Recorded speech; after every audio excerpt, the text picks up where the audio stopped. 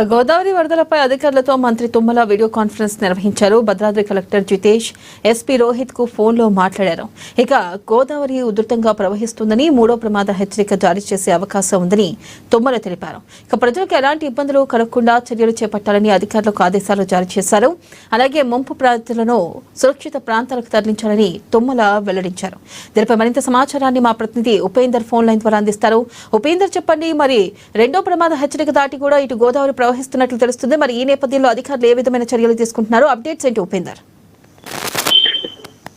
భద్రాచలం గోదావరికి సంబంధించి ఉధృతి క్రమక్రమంగా పెరుగుతుంది.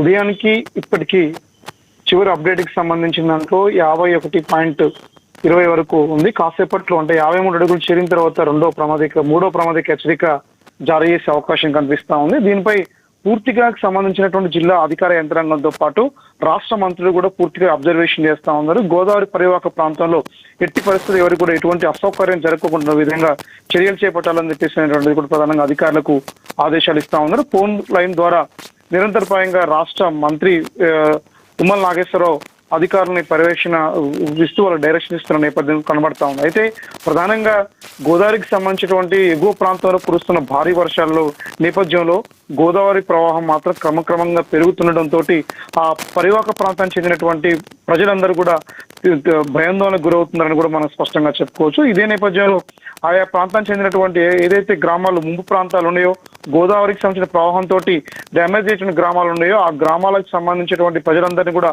అప్రమత్తం చేసే దిశగా ప్రస్తుతం మరింత అధికార యంత్రాంగానికి సంబంధించి కూడా అప్రమత్తమై పహార కాస్తా ఉంది. ఎట్టి పరిస్థితుల్లో ఎటువంటి ప్రాణ నష్టం జరగకోకుండా, ఎటువంటి ఆస్తి నష్టం జరగకోకుండా తగిన విధంగా అక్కడ ఉన్నటువంటి ప్రభుత్వం అధికార యంత్రాంగం చర్యలు చేపట్టింది. అందుకు అవసరమైనటువంటి పూర్తి పర్యవేక్షణ రాష్ట్ర సంబంధించినటువంటి వ్యవసాయ శాఖ మంత్రి తుమ్మల నాగేశ్వరరావు భద్రాద్రి కొత్తగూడెం జిల్లా కలెక్టర్ జితేష్ పటేల్ తోటి పర్యవేక్షణతో నిరంతరపాయంగా మాట్లాడుతున్న నేపథ్యంలో కూడా ప్రస్తుతం ఉన్నటువంటి ప్రజానికాన్ని మాత్రం అన్ని సందర్భాల్లో అలర్ట్ చేస్తున్న దిశగా మాత్రం అక్కడ ఉన్నటువంటి అధికార యంత్రాంగం వెళ్తుందని మనం స్పష్టంగా చెప్పుకోవచ్చు.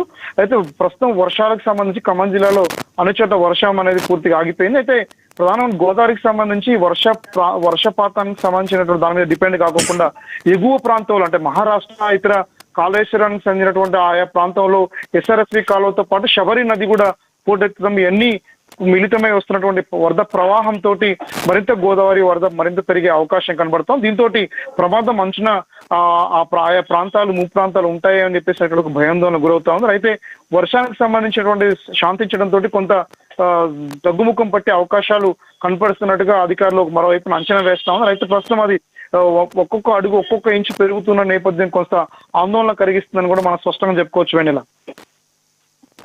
Upender. Right, thank you Upender.